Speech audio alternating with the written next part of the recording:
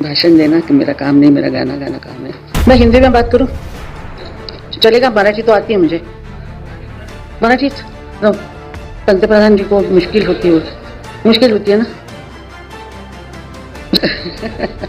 मेरे को भाषण देने की आदत नहीं है, लेकिन मैं आज इतना ही कहूंगी कि मागे उभा मंगेश, पुढे उभा मंगेश।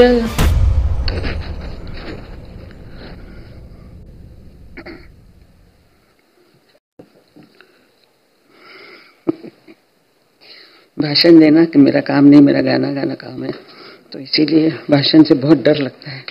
हमारा भाला पंतप्रधान नरेंद्र मोदी साहब,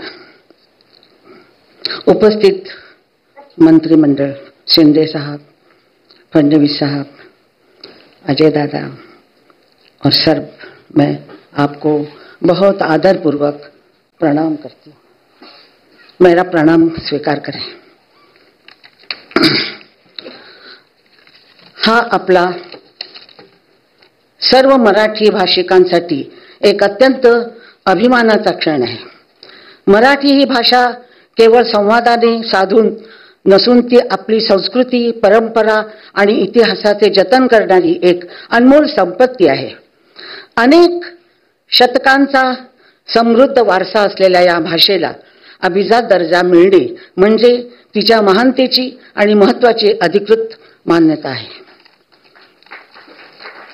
या भाषेला घडविण्यात ज्यांनी योगदान दिलं त्या सर्व महान साहित्यिक, कवी, लेखक, विद्वान, त्यांना आज आपण सन्मान देतो आहोत। त्यांच्या अथक परिश्रमामुळे आज मराठी भाषेने अभिजातेचा हा गौरव मिळवला आहे। आता आपल्यावर जबाबदारी आहे की या भाषेचा सन्मान राखत तिचा प्रसार आणि विकास करण्याचे कार्य आपण सातत्याने करावे। भाषेची समृद्धता आणि सुंदरता पुढील पिढ्यापर्यंत पोहोचवण्याचे कार्य आपले कर्तव्य आहे। आपल्या सर्वांना ऐतिहासिक क्षणाबद्दल पुन्हा एकदा धन्यवाद करते। या विषयातून दुसऱ्या विषयात जाऊ का? चालेल काय सचिन? लाडक्या बहिणींची 1500 रुपये। मैं हिंदी में बात करूं चलेगा? मराठी तो आती है मुझे, मराठी तो पंतप्रधान जी को मुश्किल होती है ना।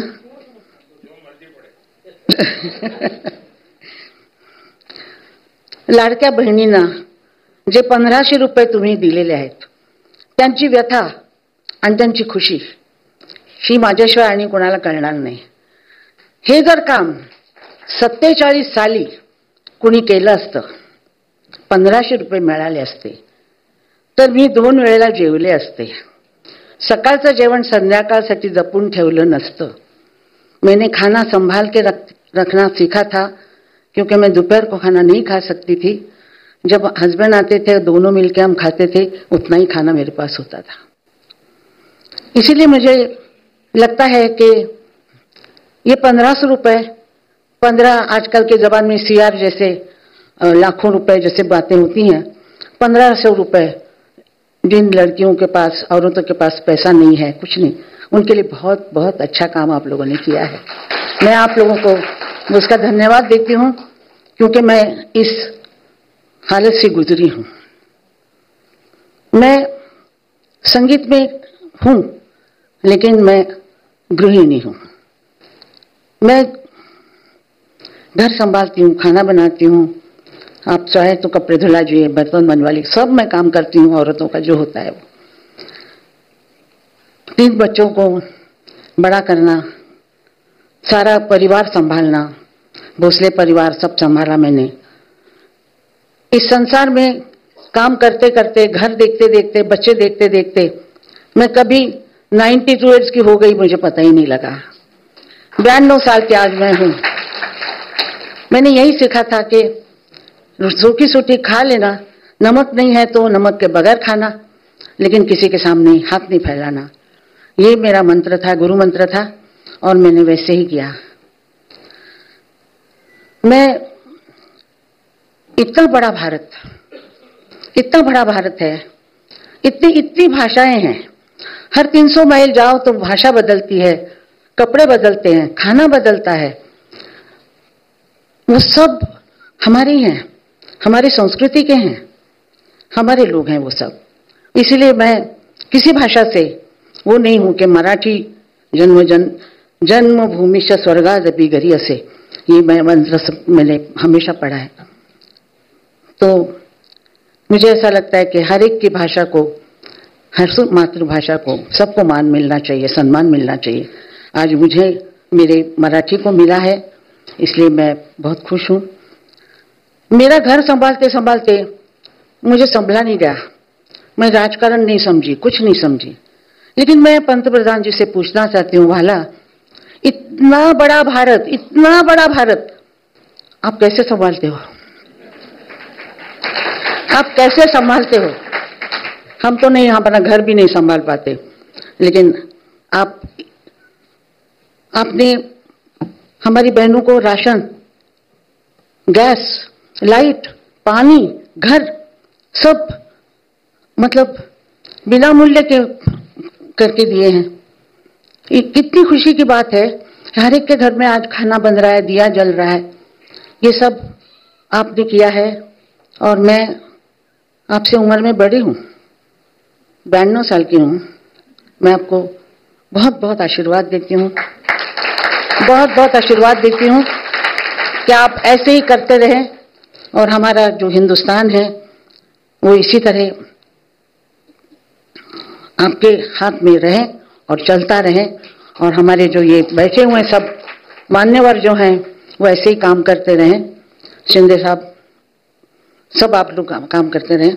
मेरे को भाषण देने की आदत नहीं है, लेकिन मैं आज इतना ही कहूंगी कि मागे उभा मंगेश, पुढे उभा मंगेश, मागे उभा मंगेश, पुढे उभा मंगेश, माझ्याकडे देव माझा पाहतो आहे, माझ्याकडे देव माझा पाहतो आहे, मागे उभा मंगेश, पुढे उभा मंगेश, मागे उभा मंगेश, पुढे उभा मंगेश, मागे उभा मंगेश, पुढे उभा मंगेश, मागे उभा मंगेश, पुढे उभा मंगेश।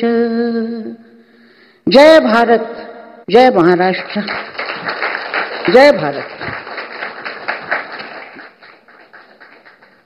त्याचबरोबर महाराष्ट्र राज्याचे मुख्यमंत्री माननीय श्री एकनाथजी शिंदे साहेब, महाराष्ट्र राज्याचे उपमुख्यमंत्री माननीय श्री देवेंद्र फडणवीस साहेब, त्याचबरोबर महाराष्ट्र राज्याचे उपमुख्यमंत्री माननीय श्री अजितदादा पवार साहेब आणि मराठी भाषेचे मंत्री आदरणीय दीपकजी केसरकर, सर्व मान्यवरांना विनंती आहे आपण कृपया मंचावरती यावं।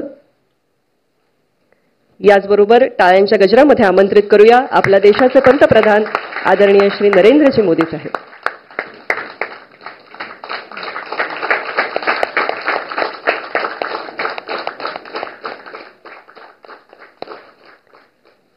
मराठी संस्कृतीचं प्रतीक असणारं महाराष्ट्राचं महावस्त्र पैठणी, या पैठणीचा हा शेला आणि फेटा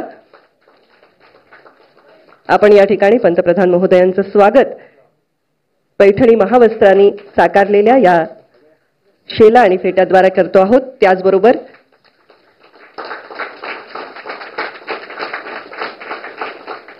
ज्या ज्ञानेश्वर माऊलींनी मराठी भाषेचा सार्थ अभिमान आपल्याला दिला, त्या ज्ञानेश्वर माऊलींची ही सुंदरशी प्रतिमा मूर्ती आपण या ठिकाणी पंतप्रधान महोदयांच्या हाती सुपूर्द केलेली आहे। त्याचबरोबर ज्ञानेश्वरी, श्रीमान योगी आणि मराठी माती हा कविवर्य कुसुमाग्रजांचा काव्य संग्रह अशा 3 साहित्य कृती या ठिकाणी आपण भेट दिलेल्या आहेत। त्याचबरोबर अभिजात मराठीच्या आजच्या या दिवसाचं सन्मान चिन्हही आपण माननीय पंतप्रधान महोदयांच्या हाती. महायुती सरकारनं सुरू केलेल्या मुख्यमंत्री माझी लाडकी बहीण योजनेला राज्यभरातील महिलांकडून प्रचंड प्रतिसाद मिळतोय. जुलैपासून योजनेचा लाभ मिळायला सुरुवात झाली आहे. या योजनेअंतर्गत पात्र महिलांच्या बँक खात्यात राज्य सरकारनं जुलै आणि ऑगस्ट या 2 महिन्यांचे प्रत्येकी 1,500 असे एकूण 3,000 रुपये जमा केलेले आहेत. आतापर्यंत जुलै, ऑगस्ट आणि सप्टेंबर या हप्ते म्हणजेच महिलांच्या खात्यात जमा झाले आहेत. म्हणजेच एकूण 4,500 रुपये मिळाले आहेत. मुख्यमंत्री माझी लाडकी बहीण योजनेच्या 3ऱ्या महिन्यातील रकमेचा वितरण 29 सप्टेंबर रोजी केलं जाईल असं राज्य सरकारनं सांगितलं होतं. त्यानुसार लाभार्थी महिलांच्या खात्यात पैशांच्या वितरणास सुरुवात झाली आहे. नुकतंच केंद्र सरकारने मराठी भाषेला अभिजात भाषेचा दर्जा दिला. या निमित्त मराठी भाषा विभागाच्या वतीने खास कार्यक्रम आयोजित करण्यात आला होता. या कार्यक्रमाला पंतप्रधान नरेंद्र मोदी, मुख्यमंत्री एकनाथ शिंदे, उपमुख्यमंत्री देवेंद्र फडणवीस आणि अजितदादा हे उपस्थित होते. या प्रसंगी ज्येष्ठ गायिका आशा भोसले यांनी मुख्यमंत्री माझी लाडकी बहीण योजना सुरू केल्याबद्दल महाराष्ट्र सरकारचं आभार मानले आहेत. यावेळी त्यांनी त्यांच्या भावना व्यक्त केल्या.